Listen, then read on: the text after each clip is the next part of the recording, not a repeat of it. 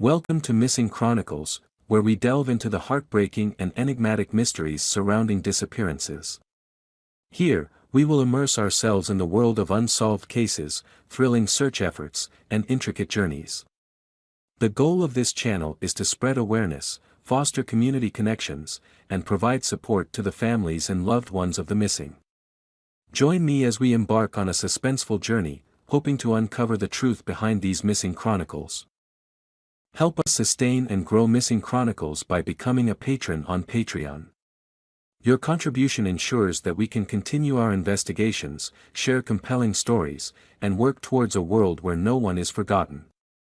Join us in making a lasting impact today. The unexplained vanishing of Felix Moncla and Robert Wilson. To delve into the heart of this incident, let's trace back to the beginning. Felix Eugene Moncla was born on October 21, 1926, in Mansura, Louisiana. Unfortunately, early in Felix's life, his father fell seriously ill and was later hospitalized. As a result, Felix, his mother, and two older sisters moved to Mirabel, also in Louisiana, to live with his uncle and great-aunts. Felix was known to be a high achiever throughout his academic journey and eventually obtained a Bachelor of Science degree. After graduation, he enlisted in the U.S. Army and served during the events of the 1940s in occupied Japan. Once the conflict concluded, Felix spent a few months in a desk job in Texas before being sent to Connally Air Force Base for basic pilot training. He successfully completed the training and demonstrated natural talent, leading him to actively serve in the United States Air Force. Felix was not the sole individual central to this case. The other person was Second Lieutenant Robert Wilson. Unfortunately, little background information is available about him apart from his service in the Air Force. However, both Felix and Robert would vanish under mysterious circumstances on November 23, 1953. First Lieutenant Felix Moncla was piloting the F-89C Scorpion fighter jet, while Second Lieutenant Robert Wilson served as the radar operator. Their mission was to perform an air defense intercept over Lake Superior. Regrettably, neither of them returned. On that fateful November 23 night, the U.S. Air Defense Command detected a blip on the radar, indicating an aircraft in restricted airspace over Lake Superior where it shouldn't have been. Authorities confirmed that the aircraft did not belong to any known parties and that no other authorized flights were scheduled in the area. This prompted concerns, and the Air Defense Command swiftly dispatched an F-89C Scorpion jet from Truex Air Force Base in Madison. The mission was described as an air defense intercept, and Felix and Robert were sent to investigate. It's important to note that both Felix and Robert were highly regarded. With Felix having extensive flying experience and piloting time, as Felix and Robert set off from the base, little did anyone realize that it would be the last time they would be seen. According to historical accounts, once airborne, Lieutenant Wilson faced difficulties in tracking the unknown objects, as they kept changing course. With ground control providing guidance over the radio, the Scorpion jet pursued the objects, traveling at a speed of 500 miles per hour for 30 minutes. Gradually closing in on the unidentified object, the jet descended from 25,000 feet to 7,000 feet, approximately 160 miles northwest of Sioux Locks. At that point, the two radar blips representing the jet and the unknown object merged into one and locked together. According to an official accident report, the radar return for the F-89 simply disappeared from the Ground Control Intercept Station's radar scope. It's worth mentioning that personnel monitoring the radar were anticipating the blips to separate back into two and engage in some form of interaction. However, that did not occur.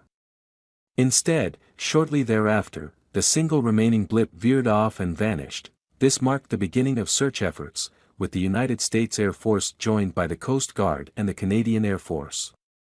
Together, they conducted an extensive search of the area, but no wreckage or traces of the aircraft or its pilots were ever found. Distress messages were never sent. And unfortunately, the weather worsened shortly after the disappearance, hindering search efforts. While the incident received limited press coverage at the time, local reports expressed worry and panic among the surrounding communities. People in the area became increasingly nervous about the situation, particularly due to the authorities' ambiguous statements regarding the incident's details. The Air Force initially claimed that the radar operator misread the scope, and the mission was a success, stating that Felix must have suffered from vertigo and crashed into the lake. However, Canadian officials disputed this version of events. The incident's explanations presented by the Air Force raised further questions and controversy.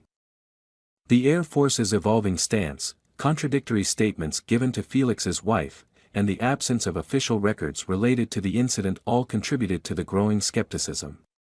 Additionally, the presence of another downed U.S. Air Force jet in close proximity on the same day added intrigue to the case. In October 1968, there was a resurgence of interest when an individual claimed to have found wreckage resembling U.S. fighter jets on the eastern shore of Lake Superior. However, the finding was never officially recognized or confirmed. In 2006, a group called the Great Lake Dive Company announced that they had discovered Felix's jets at the bottom of Lake Superior. However, their claims were later exposed as a ruse, and the individual associated with the group disappeared. Over the years, various accounts and speculations emerged surrounding the incident. One witness in the early 2000s, claiming to be a former member of the Air Force present in the radar operation room that night, shared additional details. They stated that two F-89 jets were initially scrambled, but one had to turn back due to a malfunction. Felix had the choice to wait for another wingman or proceed alone, and he decided to continue alone. The witness mentioned increasing static interference on the radar screen and in radio communications during Felix's approach. However, the veracity of this account remains unverified, to this day. The disappearance of Felix Moncla and Robert Wilson remains a puzzling and enigmatic case, leaving more questions than answers. The initial blip, the merging of radar blips, the changing explanations by the Air Force, and the lack of concrete evidence contribute to the enduring mystery. The Moncla family believes that something highly unusual occurred that night, and they continue to hope for answers from the Air Force. The incident has sparked interest and speculation, with some suggesting the involvement of unidentified aerial vehicles or experimental aircraft. It's important to note that despite media reports at the time suggesting a Canadian aircraft connection, Canadian officials denied having any planes in the area. The final report and official statements indicated that the missing jet had crashed into Lake Superior while tracking the Canadian C-47 transport.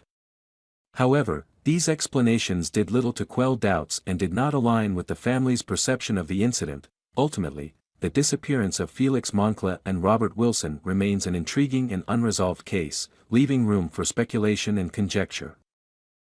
Thank you for watching Missing Chronicles.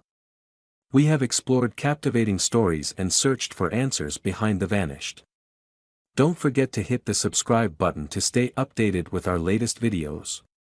Share these videos to spread the message and assist affected families and loved ones. If you have any information related to the cases we've discussed, please leave them in the comments section. Together, we can make a difference. See you in the next Missing Chronicles.